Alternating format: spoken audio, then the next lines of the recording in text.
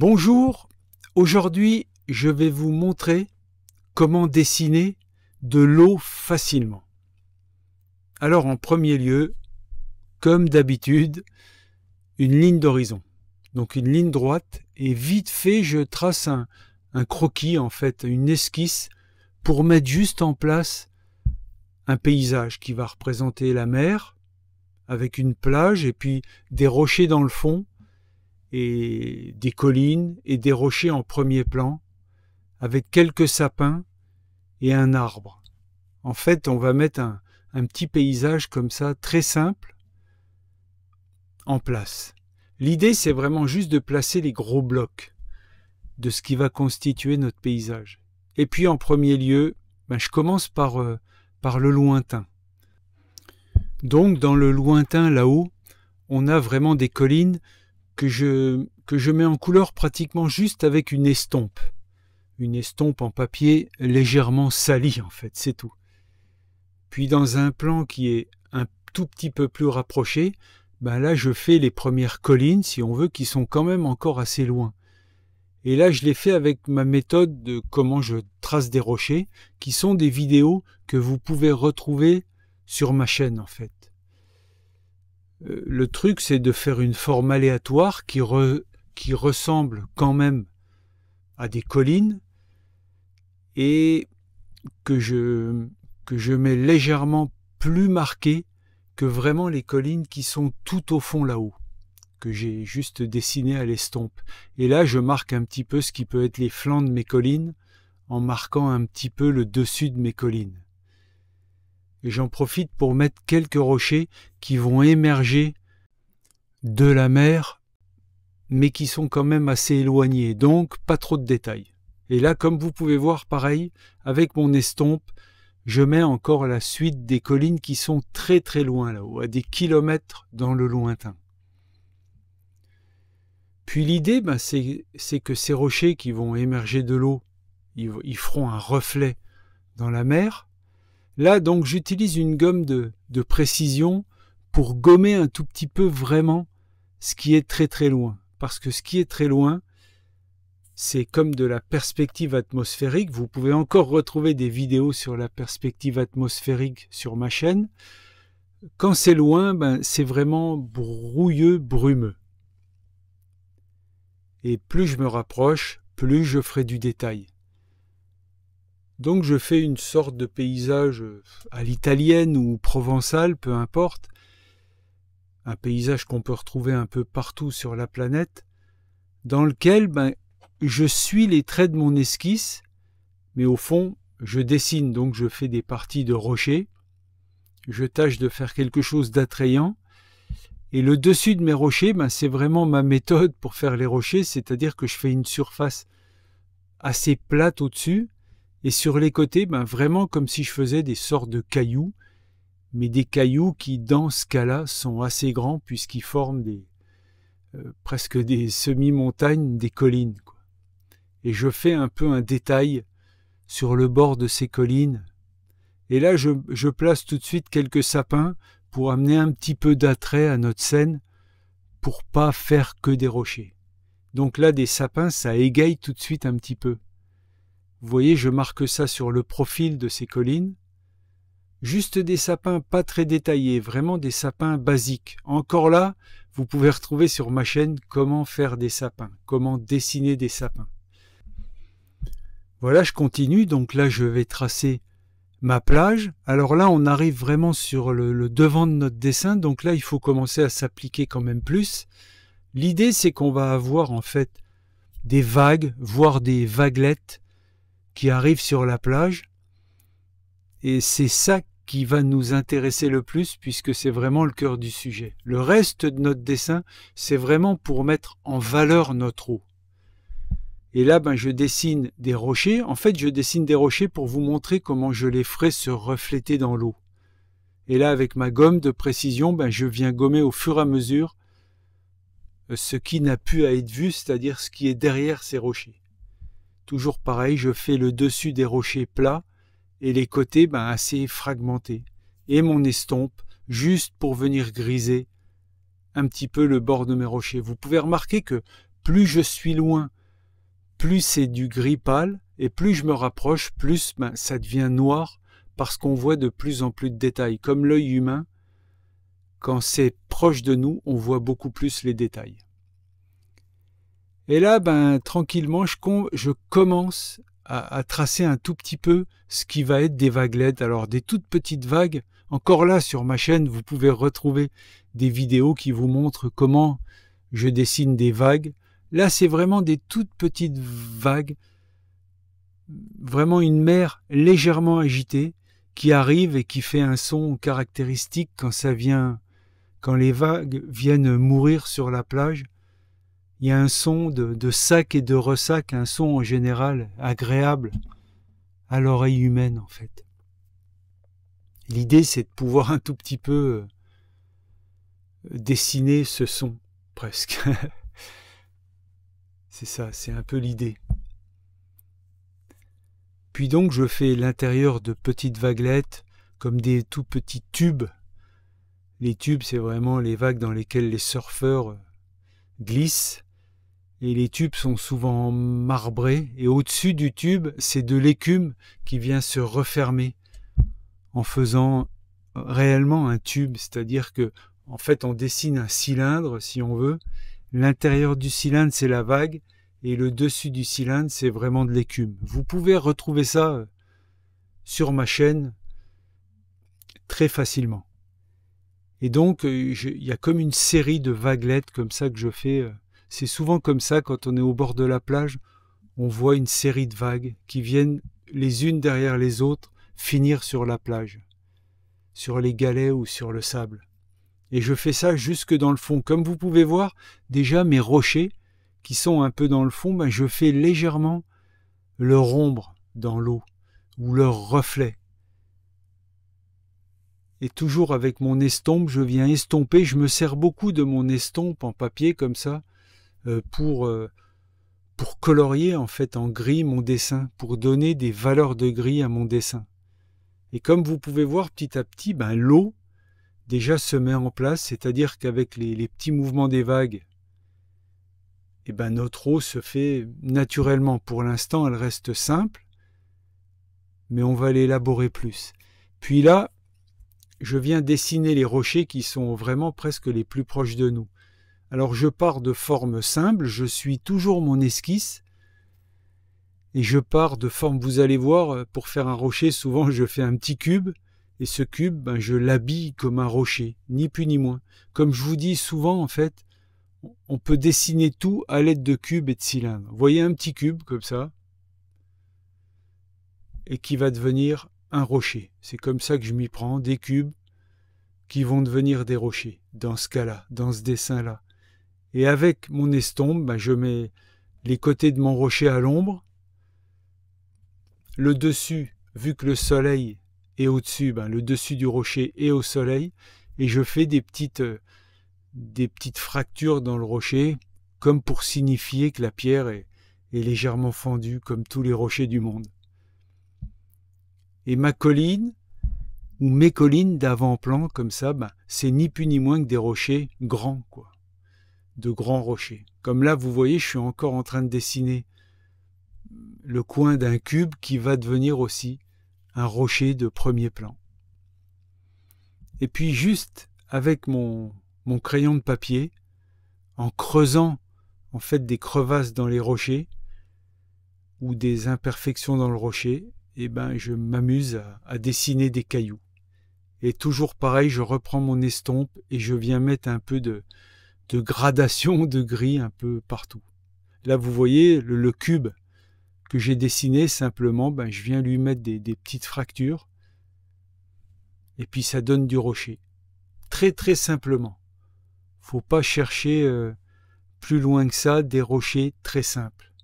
Et au-dessus, là où il y a encore juste l'esquisse de notre arbre, on a vraiment le dessus d'une colline, si on veut, ou le dessus de notre rocher, qui domine un petit peu la plage.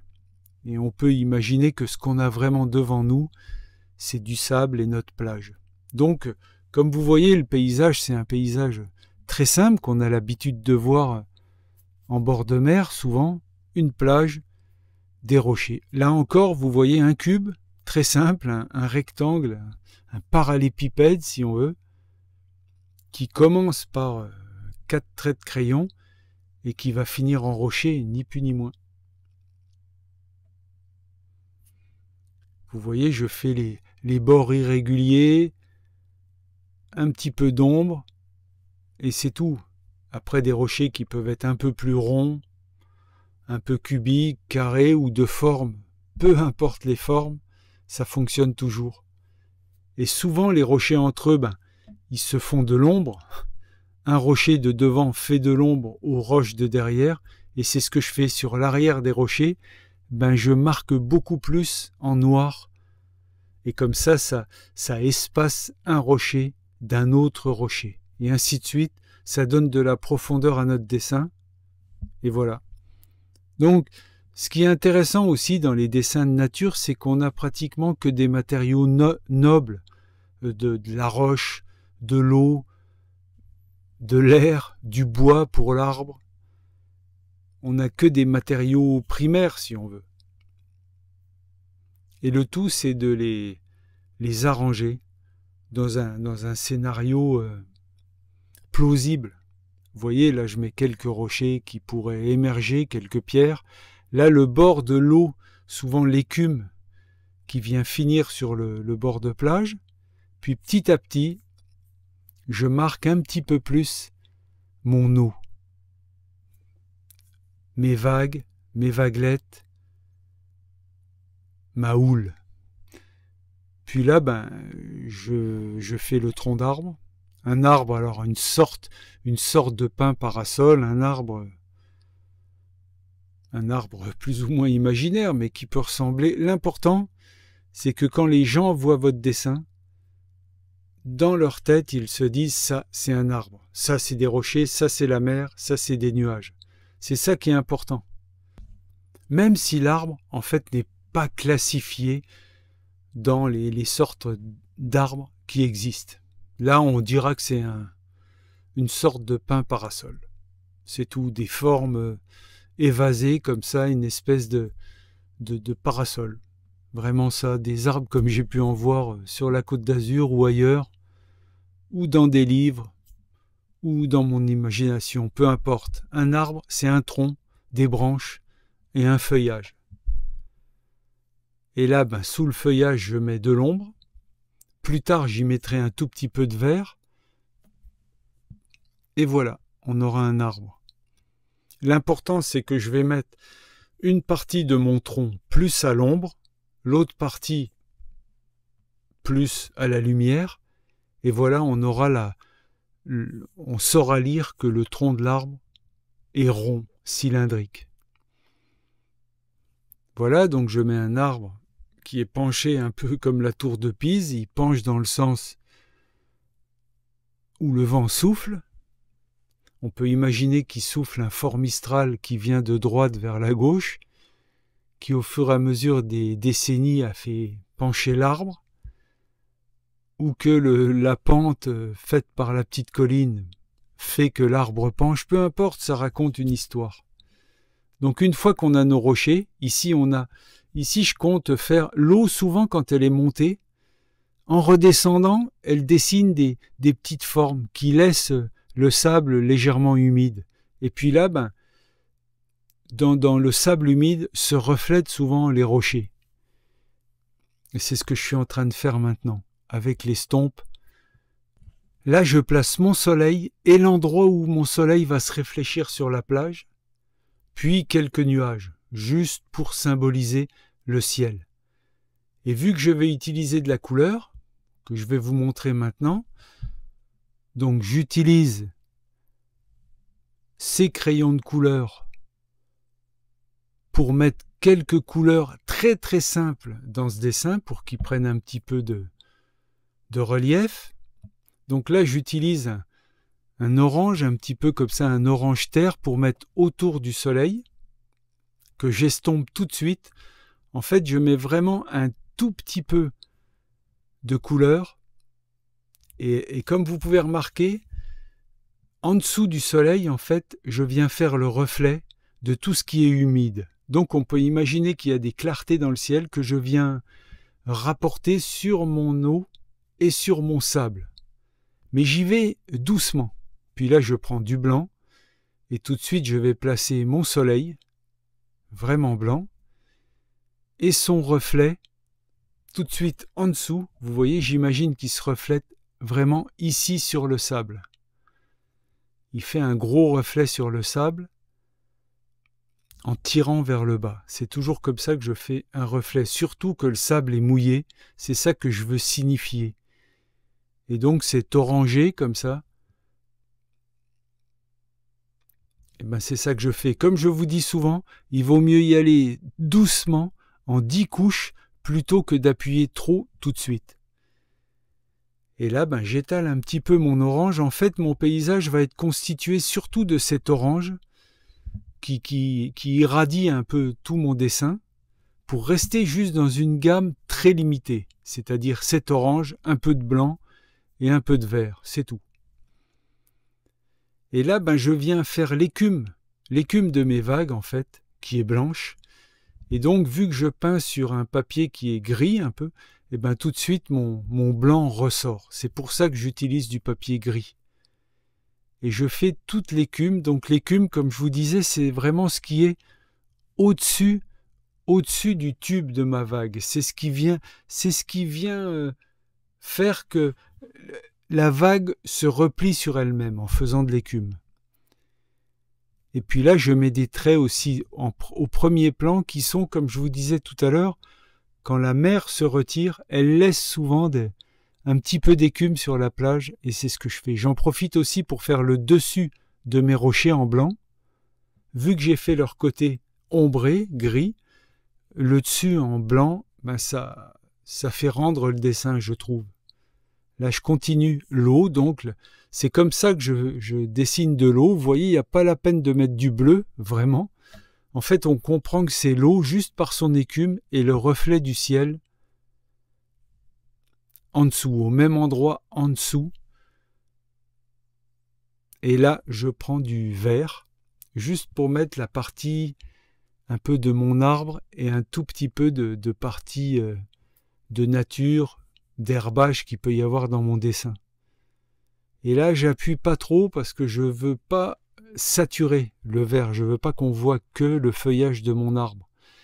Et tout de suite, pour casser le vert, j'y vais avec un peu de blanc que j'estompe. Donc ça mélange un peu le blanc au vert et ça donne quelques petites gammes de vert clair, mais qui sont ces crayons de couleur-là, ils ont la faculté d'être assez c'est pas des couleurs très très franches, c'est des couleurs un peu cassées, parmes. Et c'est ça qui donne à cet orange ou à ce vert un côté un petit peu à l'ancienne, intemporel. Puis là, comme je vous disais, j'avais mis le côté du tronc assez marqué. Là, avec un tout petit peu de blanc, je viens faire le côté qui pourrait être un peu plus clair. Et ça donne l'effet du cylindre du tronc de l'arbre. Là, pareil, avec du blanc et de l'orange, je fais le dessus de ma colline, qui est juste à côté de la plage, le dessus des rochers, pareil, et je continue tranquillement. Je vois où je peux avancer sur l'eau, sur les collines et sur toutes les parties. Alors là, je prends du gris foncé, de ces fusains de couleurs, parce que ce que j'utilise comme crayon de couleur, là, c'est vraiment des fusains de couleurs. Et il marque assez noir, et c'est avec ça que je fais vraiment les contours de ce qui est au premier plan, pour faire vraiment ressortir mon premier plan. Et donc c'est avec ces fusains de couleurs, donc le blanc, le orange terre, le vert et le noir, que j'utilise uniquement ces 4 couleurs pour faire tout mon dessin.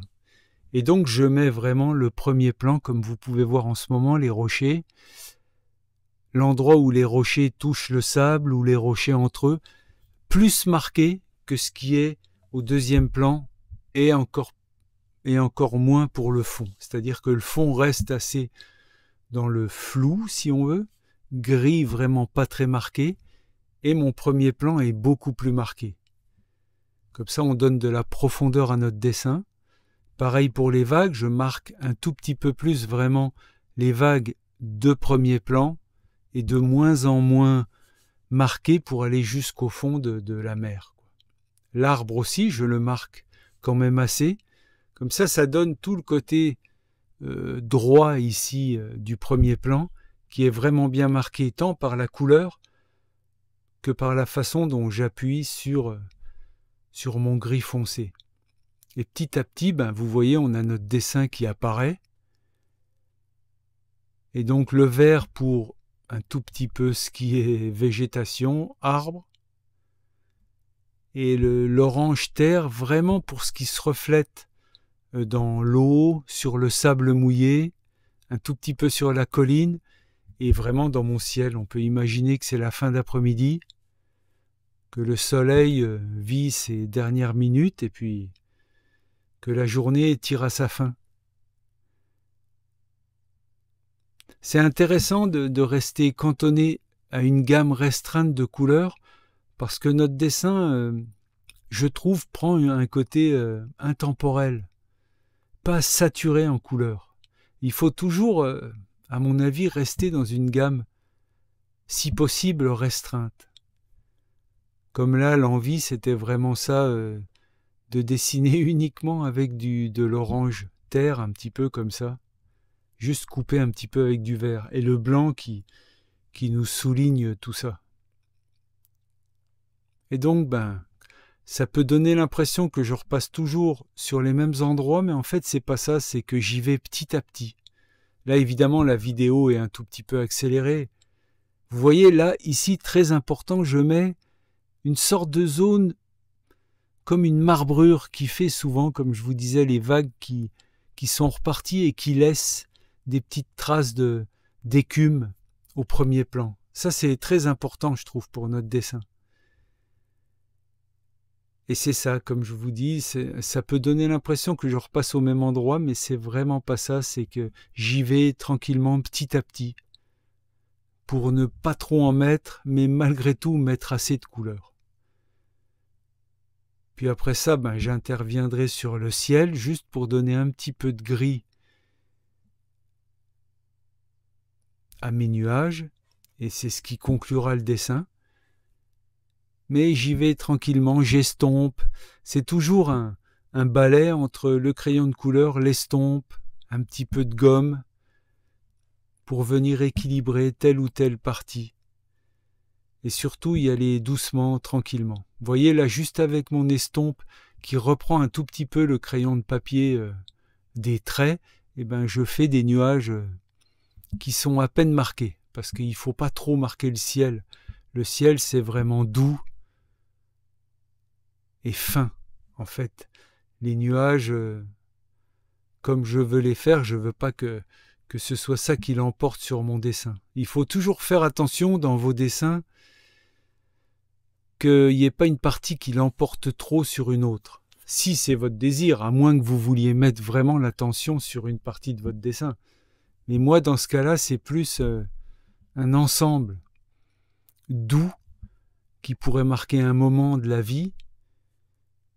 Et le but, c'est vraiment de dessiner l'eau, qu'on puisse presque entendre le clapotis de ces vagues, et puis qu'on puisse sentir les embruns salés, presque les sentir sur notre peau, quoi. C'est ça l'idée. Puis là, je termine tranquillement, donc je vous remercie de m'avoir suivi. N'hésitez pas à vous abonner à ma chaîne si ça vous plaît. Et je vous dis bonne peinture et à bientôt dans la prochaine vidéo.